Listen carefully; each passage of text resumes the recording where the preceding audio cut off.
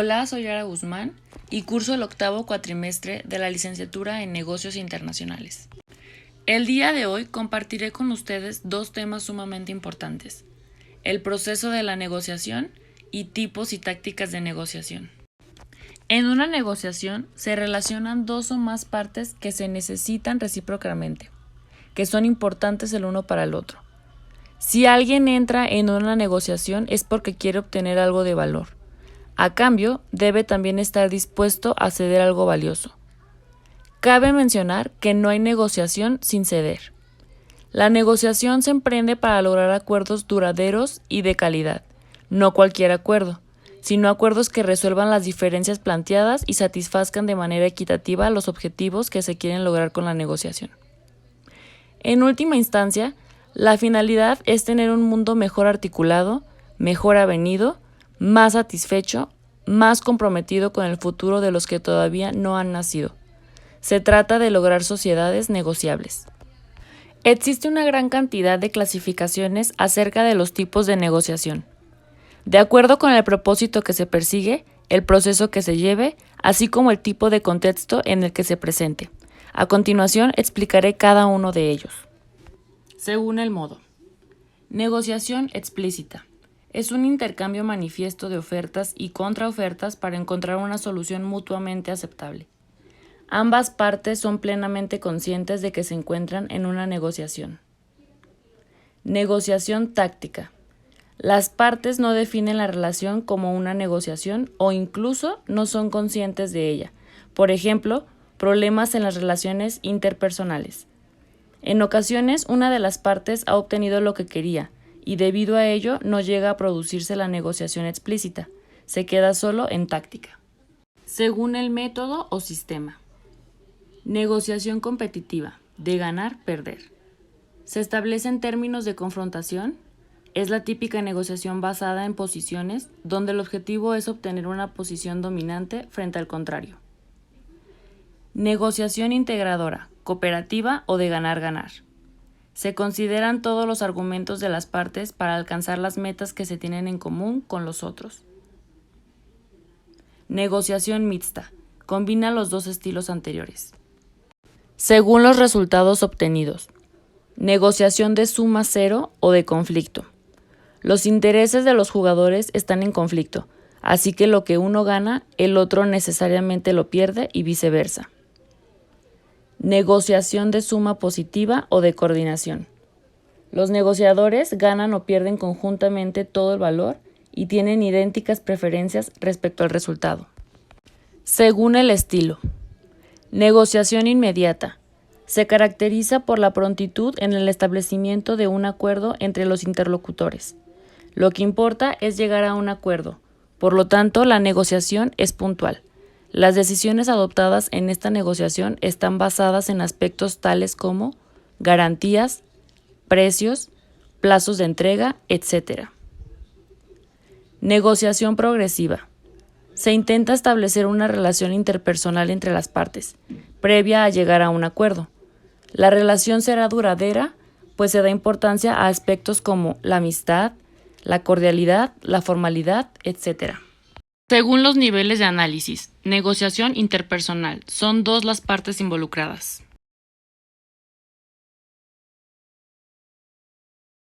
A continuación, vamos a explicar las tácticas de negociación. Para esto, es de vital importancia que todo negociador desarrolle y prepare a la perfección los elementos necesarios para obtener una negociación exitosa. Gran muralla. Consiste en adoptar una postura totalmente inflexible y no ceder, buscando con ello desgastar a la otra parte. Asalto directo.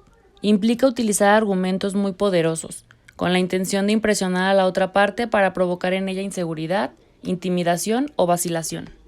El receso. Como su nombre lo indica, en esta táctica se pide un tiempo, ya sea corto o largo, durante la negociación, con el propósito de analizar, revalorar y o revisar con mayor profundidad algunos aspectos o decisiones a tomar durante la propia negociación. Cambio de sitio. En ciertas ocasiones, una negociación se estanca o bien una de las dos partes se muestra ya cansada o simplemente necesita refrescar su mente. En estos casos, una táctica común consiste en cambiar la ubicación de la negociación. aunque sea de manera temporal. Por ejemplo, pedirle a la contraparte que lo acompañe a tomar un café. Señuelo falaz.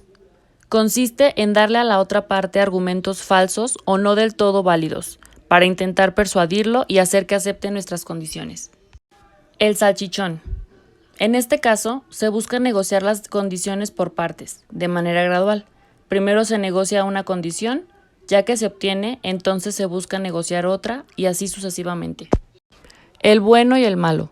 Es una táctica que consiste en que una de las partes utiliza por lo menos dos negociadores. Uno hace el papel de malo y otro de bueno. La intención es que primero sea el malo quien intervenga en la negociación, buscando presionar o atacar a la otra parte. Y después interviene el bueno, quien es amable y comprensivo. Será más fácil para este último conseguir de la otra parte aquello que se propone, utilizando buenas formas. Hay que tener en cuenta en todo momento que ambos negociadores están jugando simplemente un rol, es decir, el malo en realidad no es tan malo, ni el bueno es lo que aparenta.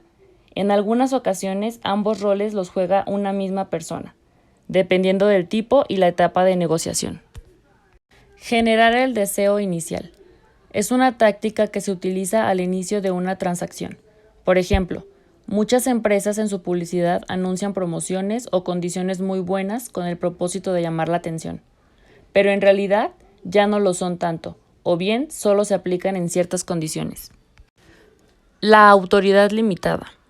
Esta táctica consiste en que una de las partes argumenta que la negociación solo podrá darse en el momento en que una tercera persona, a la cual representa, apruebe una determinada condición. Las reacciones emocionales. Algunos negociadores utilizan como táctica el mostrar o a veces fingir una determinada reacción emocional, con el propósito de hacer ver a la otra parte que ha llegado demasiado lejos en sus pretensiones o que se ha pasado de la raya. Las reacciones emocionales más comunes son enojo, ira, llanto, culpa, ansiedad, vergüenza, entre otras. Táctica del asombro.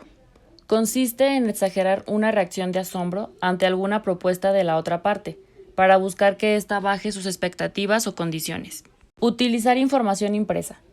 Por lo general, las personas consideran que una información es más válida cuando se muestra por escrito, a diferencia de que se mencione solo de palabra. Por ejemplo, cuando un vendedor muestra un documento con el precio de un producto, esto lleva a pensar que ese es el precio fijo y que no se puede cambiar. En cambio, si el mismo precio lo menciona el vendedor solo de palabra, esto llevaría a pensar que aún se puede regatear. Empezar por un extremo. Es común comenzar la negociación con un punto de partida que esté aún alejado de la situación que se desea lograr, con el propósito de ir realizando concesiones en el transcurso de la negociación hasta llegar al punto esperado de acuerdo. Desglosar la oferta. En el caso de que deseamos vender un producto o servicio, es recomendable que al momento de mostrarle al cliente el precio, se haga de forma desglosada, mostrando todo lo que se incluye por ese precio.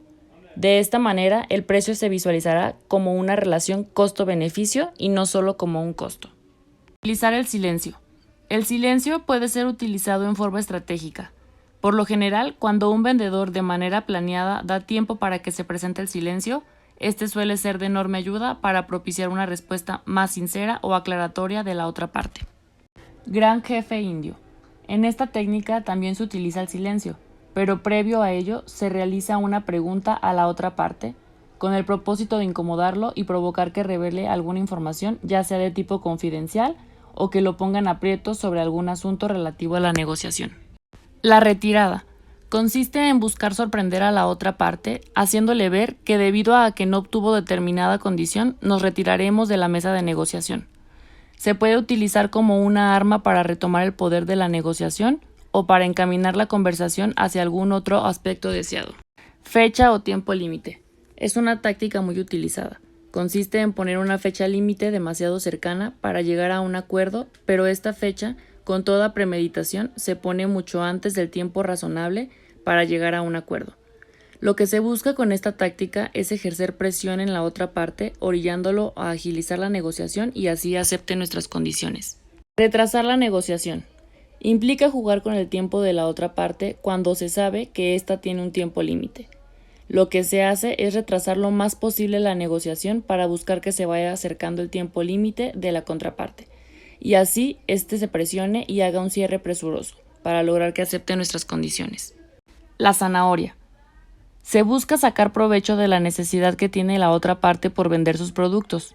Consiste en aparentar durante toda la negociación estar interesado en comprar una cantidad muy alta de productos, por lo que se lucha a lo largo de la negociación para conseguir un determinado precio bajo a cambio de esta compra tan grande.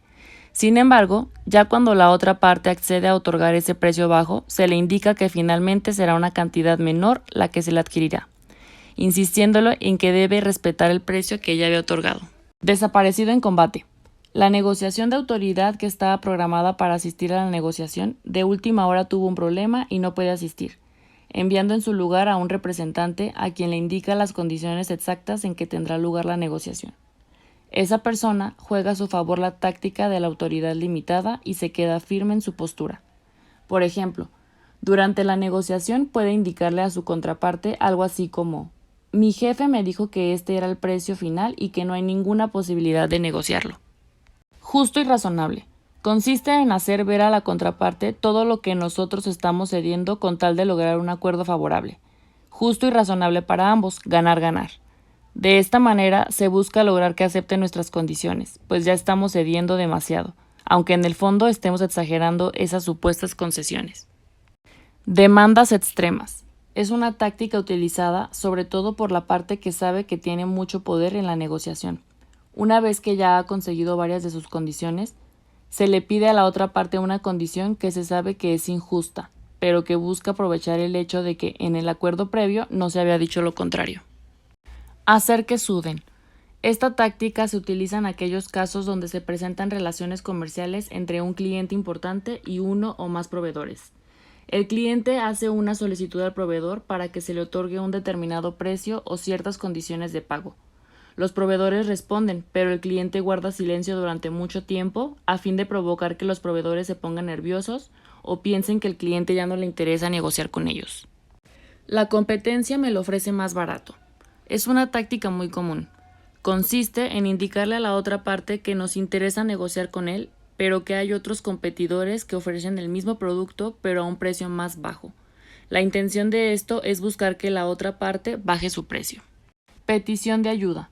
Busca apelar a los sentimientos de la otra parte, solicitándole que se ponga en nuestros zapatos, haciéndole ver que estamos viviendo una situación muy complicada y que por lo tanto requerimos de su apoyo en la negociación para hacer frente a dicha situación. El restante, la sobra o el pilón. Se utiliza esta táctica en las transacciones de compra-venta. Una vez que ya hemos conseguido un acuerdo con la otra parte, por ejemplo, cuando como clientes ya acordamos con el vendedor la compra de un cierto monto de productos, pero todavía se busca extraerle lo más posible, tratando de convencerlo de que debido a que hemos sido buenos clientes nos merecemos algo adicional a lo que ya hemos negociado. En conclusión, es importante conocer los tipos de negociación existentes para que en el momento en que se presenta una negociación se puedan identificar el tipo al que corresponde, ya que de ello dependerá en gran parte el proceso de planificación que se debe seguir, así como el desarrollo en sí. También debemos considerar y tomar en cuenta que aun cuando muchas de las tácticas anteriores pueden llegar a ser exitosas para una de las partes, es muy importante ser consciente de que la mejor forma de llegar a una negociación ganar-ganar es procurar atender los intereses y los principios de ambas partes, y no solamente los propios intereses.